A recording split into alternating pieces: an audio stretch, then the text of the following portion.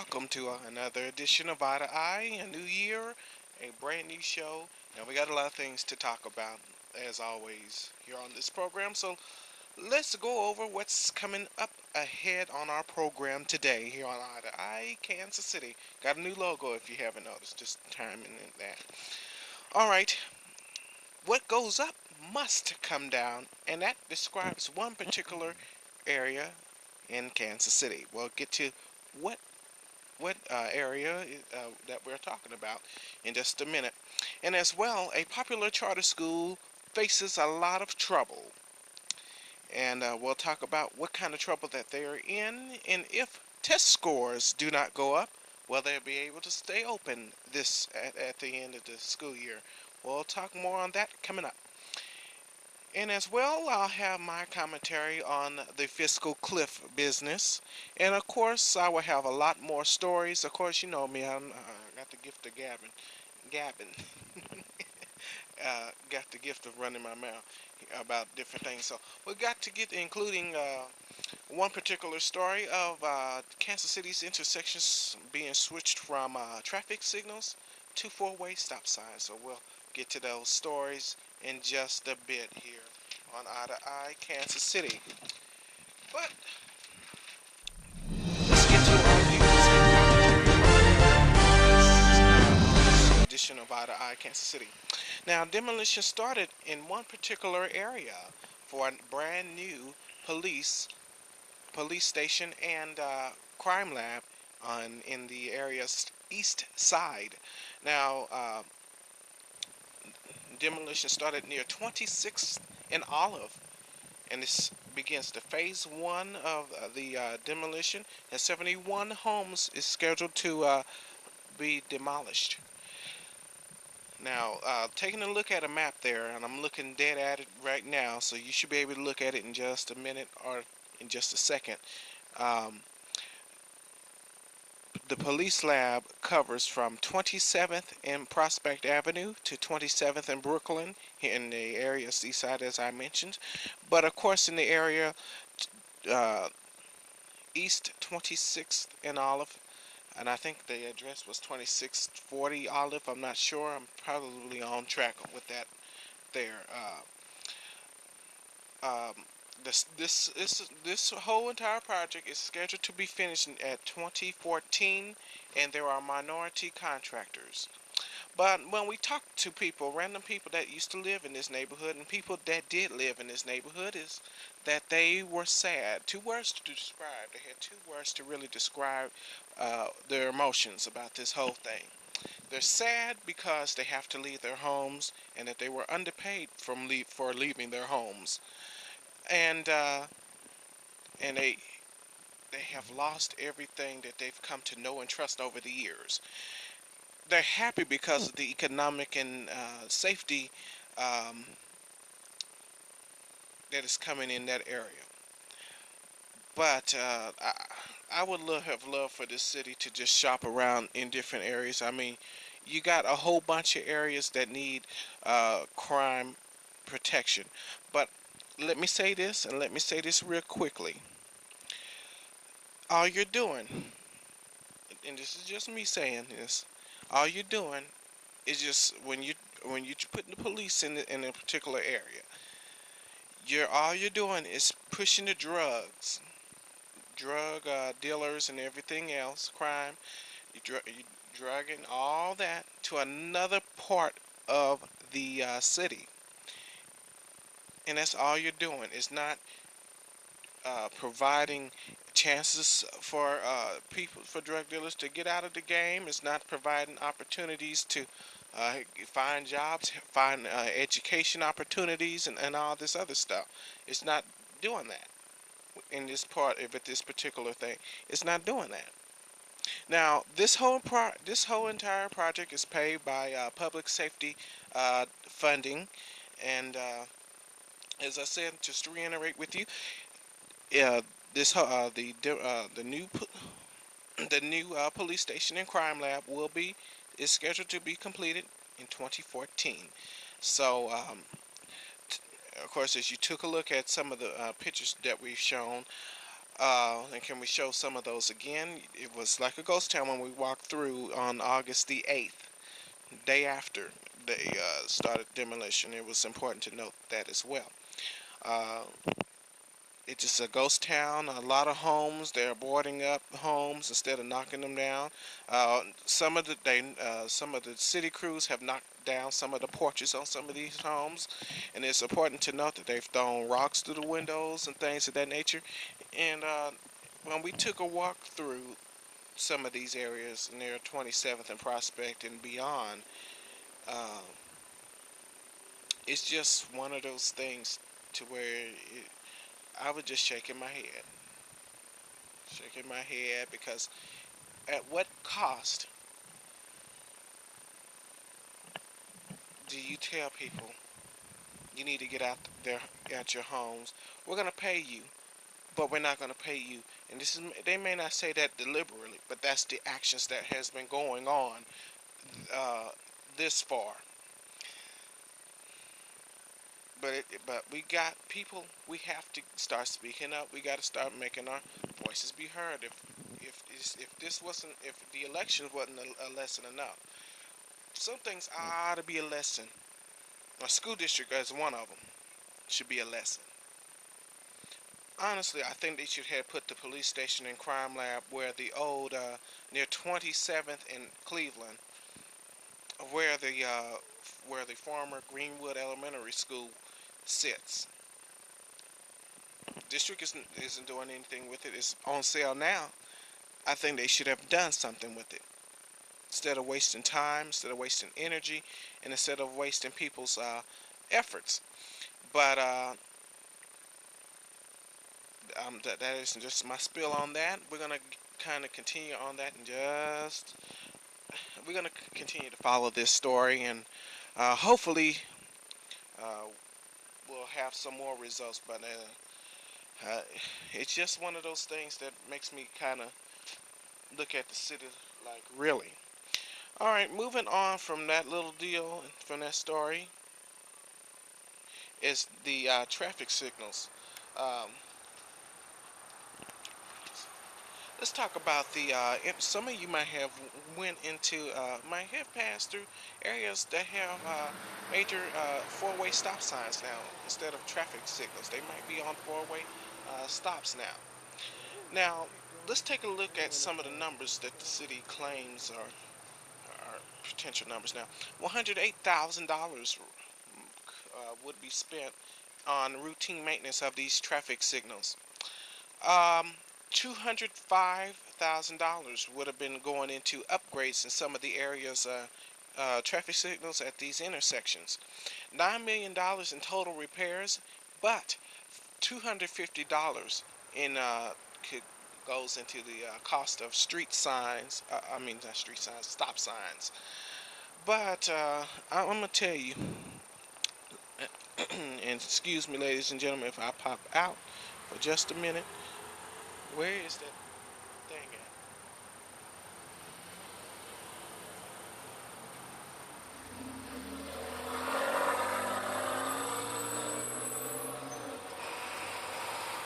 Okay, 37. Okay, let me start this over again.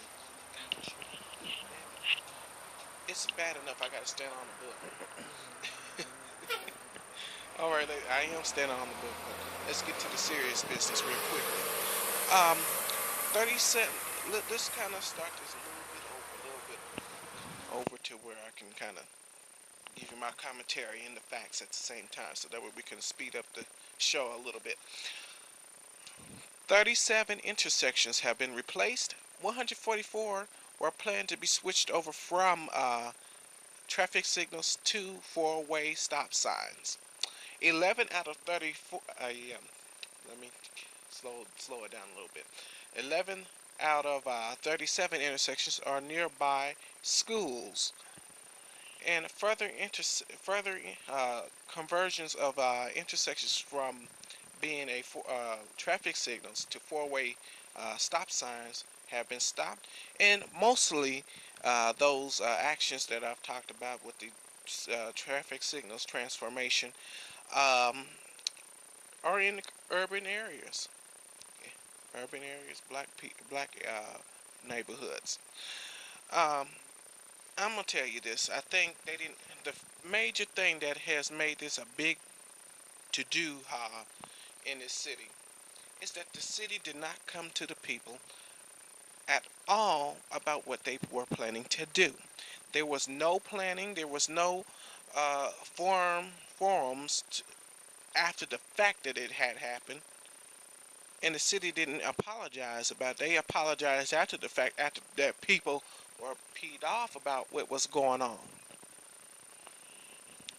and people wonder why other folks do not want to come in this city and live here, because there seems to be a lack of control, a lack of effort, a lack of understanding one another in this city, and it's just got to stop. It really has to stop in this thing.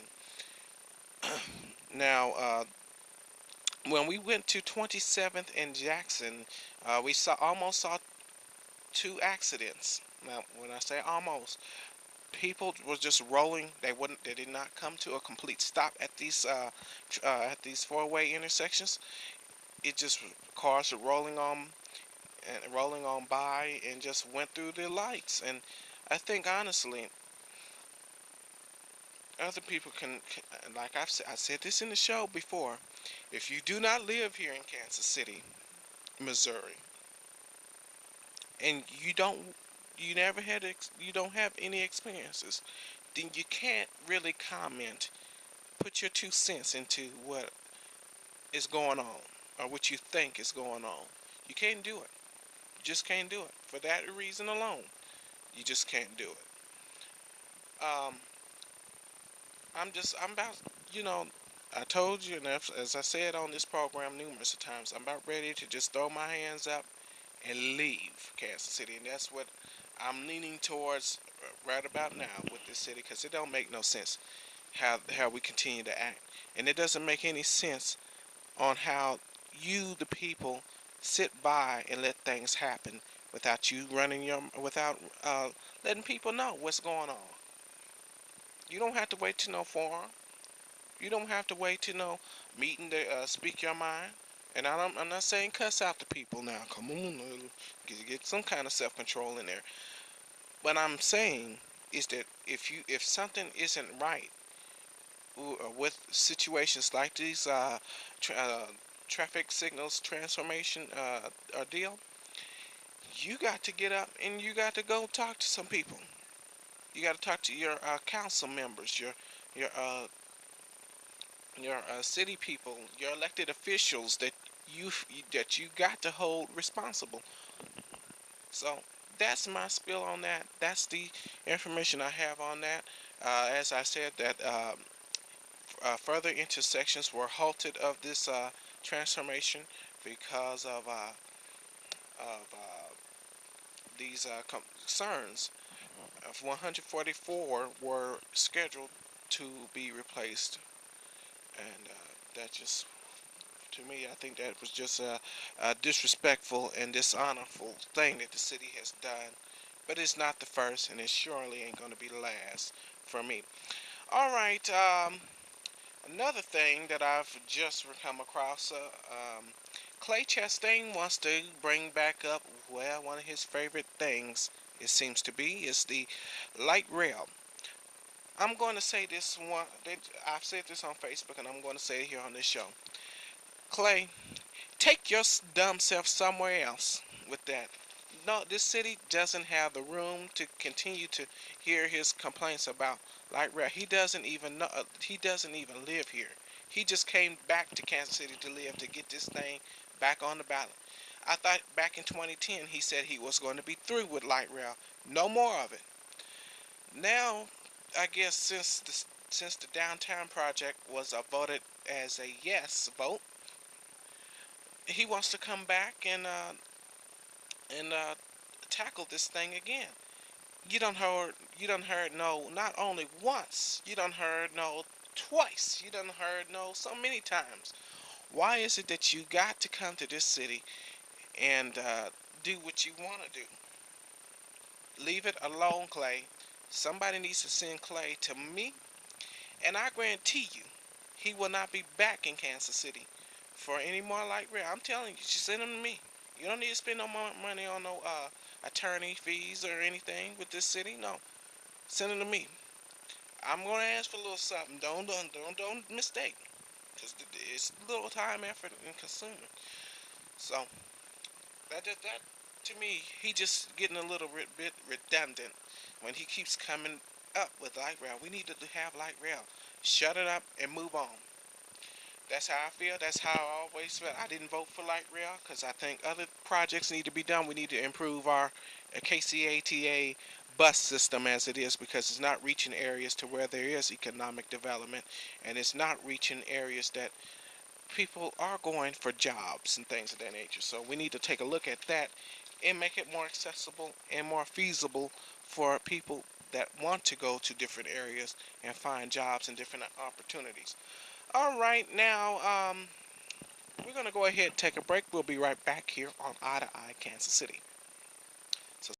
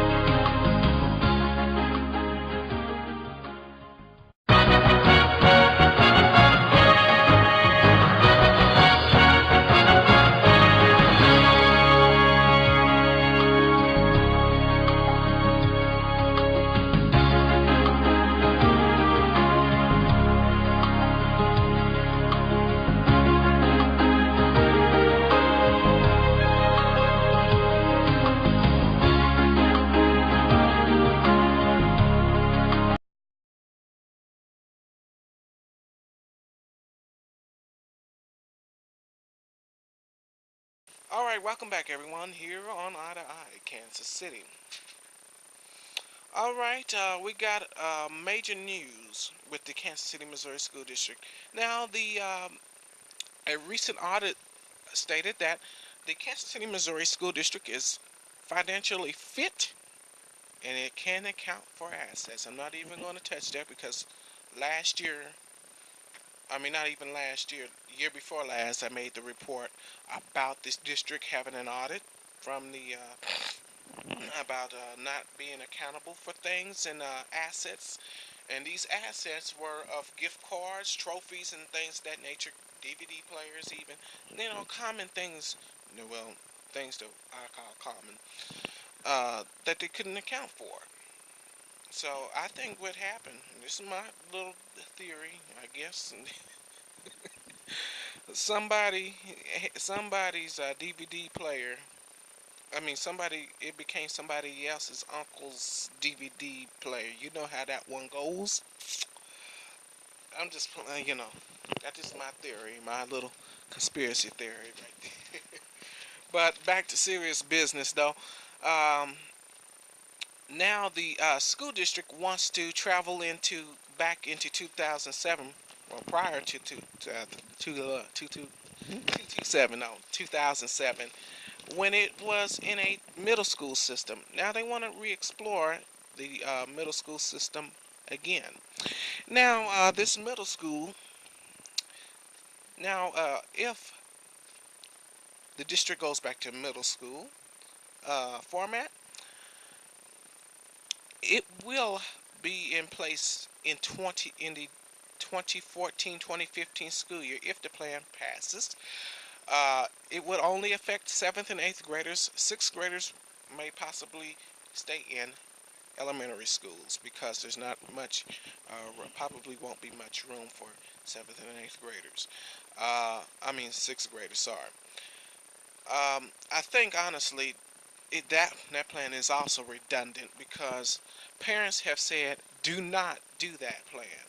Do not right size, take away schools. And then when Anthony Armano was the superintendent, when all this started to take place, when moving kids into middle schools and elementary schools and things, and shifting grade levels to different area schools and things of that nature, parents told the board and superintendent of at that time, do not do that. And what they do, they did it anyway. They don't. It seems to be that the parents that are involved, they are trying so hard to stick with this district. Me, I done already gave up, threw in the towel, did whatever, because I was just too through with this school district. Uh, for a number of reasons. I've been too through with the school district. It's time for people that have been in the classroom, have had experience in the classroom, has great expertise on how to move this district forward. I think we need that kind of direction. We don't need business people on the school board. We don't need people. We need teachers. We need counselors that have been in the system and have had the experience to do to educate these kids in a better way. But as I've often said through this show and other venues, is that we got to handle the problems that are going beyond the classroom. Children now are dealing with homelessness, different emotional things that are going on in their families. This is not uh, just a class clowns all over the place type of thing. It's more of a tension. It's more of emotional wounds that have got to be healed up with these pupils in school. So, I, yeah. So just to reiterate with you, 2014-2015 school year, if the plan is passed, that's when the students will be going back to middle school, and it will be on a phase-in level. Just to give you an important note on that, it will be on a phase-in level, and that level would be, I guess, one by one.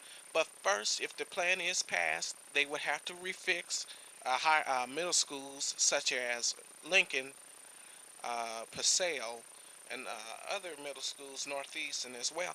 So those middle schools would have to be fixed up and be ready for to take students back in to learn. So that's pretty much it on that. And speaking of schools, one popular charter school by the name of Derek Thomas Academy has had to change management. That's right, and their future is uncertain right now because they do not have a new charter. And their current sponsor, UMKC, canceled its sponsorship and had to get a new administrative team. And it has been faced with problems such as management, academic academic performance. Since 2002, uh, Derek Thomas Academy has been on academic probation uh, in the past 4 years, 3 times now. And back in November, as I've stated, they had to replace board members. And UMKC noted that they will be working with parents in their charter school team and center. That they will be working with parents in this transformation, of course. So it has been. It kind of reminds me of another charter school that is now defunct now, and that is the late Imagine Renaissance Academy, aka whatever you want to call it, Renaissance Academy, formerly known as Southwest Charter. Um, has some of the same problems as well as Derek Thomas Academy. Problems of management, academic performance, and it's time to bring in charter schools that work. I still do believe in the charter school system. It's just time when we bring in a charter school system, we need to have a system that is really up and ready to go, and we stick this system through, and and these charter schools will become fiscally responsible. But that's most of the common problems with charter schools is the management and how to control management and these kinds of little things there. But we'll keep you updated and see if they stay open. But if test scores, to kind of note and put in addition to this story, if test scores do not go up, the future of Derek Thomas Academy could be seeing an empty school building. So we'll keep you we'll keep you advised of what's going on there, with Derek Thomas Academy, uh, as it is a thing that I don't like to. I like to kind of go over these things. But we got another case coming from Florida, and this case is about Michael Dunn and Jordan Davis. Now we'll go over those names in just a minute. But with this case, Dunn was at a gas station, I guess coming from a wedding engagement of some type, uh, and he had heard loud music. Now, when he had heard loud music, he asked, I guess, Jordan uh, to turn down his music. And of course, there might have been some kind of scuffle between Dunn and Davis. Now, 17-year-old, now Jordan Davis is 17 years old. Uh, when uh, Dunn felt threatened, and I guess between that little scuffle that I mentioned, um, he felt threatened. Dunn had felt threatened and went to grab his gun and shot uh, Jordan Dunn. You know I'm about to say something on here, so I'm not gonna say it now. I'm gonna say it after I give you the facts. So, um, Dunn shot Jordan, but no, and it's important to note that there was a few other boys in the car with Jordan Davis. 45-year-old Michael Dunn had fled the scene, went to a hotel room, but witnesses took pictures of Dunn's vehicle's license plate and reported it to the police. And of course, as I hate to give this kind of notice, is that Jordan Davis is dead. He, of course, of those gunshots, multiple gunshots. That it is important to give you an update about Michael Dunn. Michael Dunn is indicted on a first-degree murder charge. That's what we've heard roughly around December 17th last year at this time. I mean, not at this time, but I'm looking at my. Okay, you got any more important papers? Okay, okay, thank you. All right, I'm gonna jump into my commentary here in just a minute. Right now, matter of fact, it's it seems to me that, and I hate to speak on it on a racist, and I'm not trying to be racist by any means, because I respect everybody that respects me. Respect is given to those that is given respect back. That's just my pet peeve. If you ain't giving me my respect, you don't get none either. That's respect come both ways. Um, if Dunn was so concerned about loud music, how come he couldn't call the police or just leave? This boy had to die for no reason at all. And it's unfair, it was disrespectful, but I'm sure those who have heard the saying, you get back what you just shout. And that's the same. That's how it goes there. This young boy did not do nothing illegal in any way, and he didn't cause any harm. Now there may have been a scuffle, some kind of conflict, but it doesn't give Dunn the right to go blast his gun out and shoot uh, 17-year-old Jordan Davis. It didn't give him that right. He could have done those two things I've listed in this program right now. He could have fled the scene, not even shoot his gun, fled the scene and went away and mind his own business. Or he could have left, he could have called the police if he was threatened. But I think it was the power of him having the gun and having to show it and show how big, how bad boy he is, how bad boy he is. And that's not right. It's never right. It wasn't right with Trayvon Martin, but some of you have given me flack on this Trayvon Martin case. But let me ask you a question: can it be your grandson next that has to deal that would be in this kind of predicament? Could it be your uh, nephew? Could it be your own son, your own daughter, your granddaughter? Are you talking to your grandchildren, your sons, your daughters about what this this thing is all about? Are you doing that? That's my question to you. So don't give me no more flack no more about that.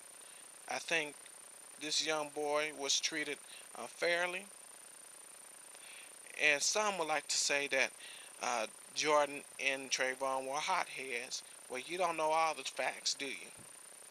You don't know all the facts, and until you know that they were thugs or whatever, then you have no right to speak.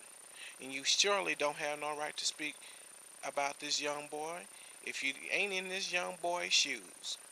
So that's just going to end my little thing on that. And I'm going to hit on something I really hate speaking about. And yes, I use the word hate. I know the word hate is strong, but it's strong in this case as well with the fiscal cliff business. Now, the fiscal cliff has some implications on you, the taxpayers, the business owners. You all, as well as myself, will have to dish out extra money this year in taxes. And it is unfair to to us as people that are trying to do what is best for our families. And these lawmakers seem to not get it right. They don't tend to care to get it right. All they want to do is bicker and argue over what should be cut, what shouldn't be cut, how it should be cut, and this and that and the other. It's time for number one, a compromise is that both parties are willing to give and take here. And both political parties haven't demonstrated this particular, hasn't demonstrated this particular skill. And I don't think in that town they will demonstrate that at any time, shape, or form. It's going to take a collapse of this economy to really get them to work. But I'm about sick and tired of these Republicans, especially, to not do what they're supposed to do. They want to keep fighting over things they have no right of fighting for.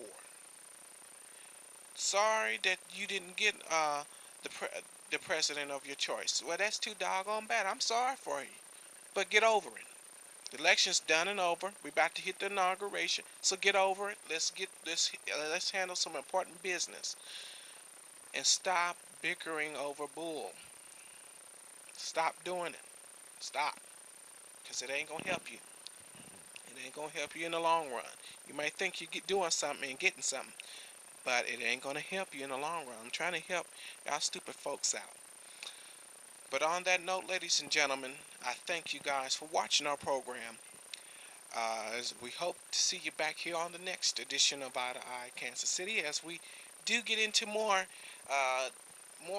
complex issues such as the fiscal crisis.